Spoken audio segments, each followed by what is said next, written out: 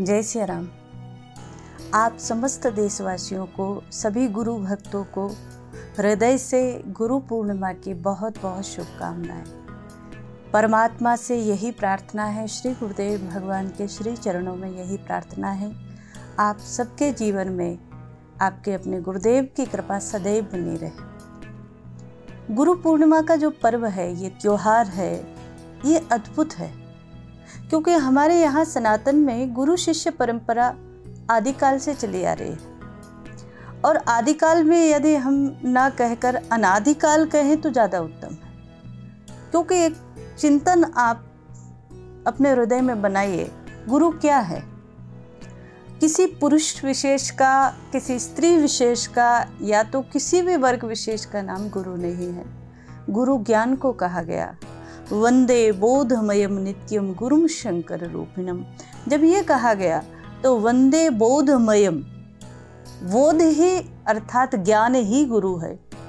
जब हमारे यहाँ कहा गया सनातन धर्म में गुरुर ब्रह्मा गुरुर विष्णु गुरुर्देवो महेश्वरः गुरुः साक्षात् परब्रह्म तस्मै श्री गुरुवे नमः, तो इसका जो हमें लगता है वो सटीक अर्थ ये होना चाहिए कि गुरुदेव ब्रह्मा स्वरूप हैं, अर्थात जैसे ब्रह्मा जी सृष्टि की रचना करते हैं, वैसे ही श्री गुरुदेव भगवान हम जैसे शिष्यों के अंदर एक सद्गुण का बीज बोते हैं, सद्गुणों की रचना करते हैं। जैसे हम कहते हैं कि सृष्टि का पालन स्वयं नारायण करते हैं, तो गुरुदेव नारायण स्वरूप हैं।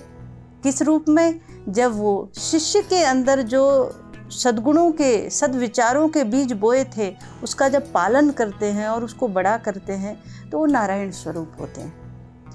अच्छा, भगवान शंकर जैसे लय करते हैं, वैसे गुरुदेव को भी कहा गया कि शिव स्वरूप है गुरु। तो इसका सीधा सा तात्पर्य यह है कि जैसे भगवान शिव जब समय पूर्ण होता है तो सृष्टि का लय कर देते हैं, ठीक वैसे ही गुरुदेव भी शिष्य के जीवन में आए कुविचारों को, कुसंस्कारों को लय कर देते हैं। ये गुरुदेव का कार्य है। गुरु मतलब क्या? यदि हम अपना स्वयं का अनुभव कहें तो गुरु क्या है? हमारे अंदर जो भी शुभ विचार आता है, शुभ चिंतन आता है, वो सब गुरु स्वरूप है।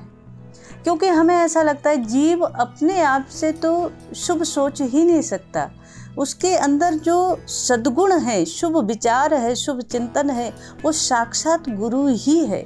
गुरु रूप में ही वो हमारे अंदर तत्व विराजमान है। जब जब हम किसी का हित करने चलते हैं, जब जब हम अच्छा सोचते हैं, जब जब हम सर्वे भवन्तु सुखिनः का भाव रखते हैं, तो वो मानो गुरु तत्व ही है जो हमें शुभ की ओर प्रेरणा दे रहा है।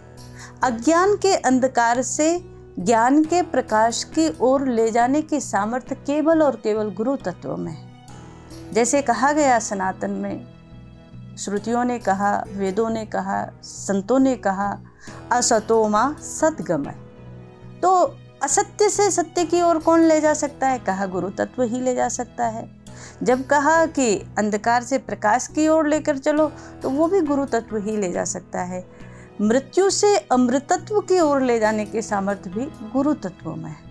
तो गुरु तत्व तो इतना विस्तृत है, इतना विशाल है कि पृथ्वी के रज कणों को गिना जा सकता है, पर गुरु तत्व, गुरु महिमा का वर्णन नहीं किया जा सकता। गुरु जो शिष्य के जीवन की दिशा और दशा दोनों को बदल दे, वो गुरु है। तो गुरु का तात्पर्य गु शब्दस्तु अंधकारत्वात्, रु शब्दस्तन निरोधकः। गुरु में दो अक्षर हैं, गु और रु। गु का मतलब है अंधकार और रु का मतलब है प्रकाश। जो अंधकार से प्रकाश की ओर ले चले वही गुरु है।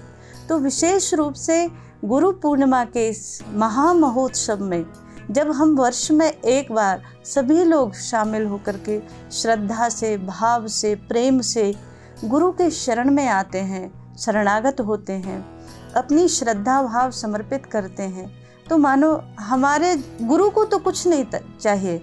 जो शिष्य से चाहे वो सच्चाई में, वो वास्तविकता में गुरु गुरु ही नहीं है।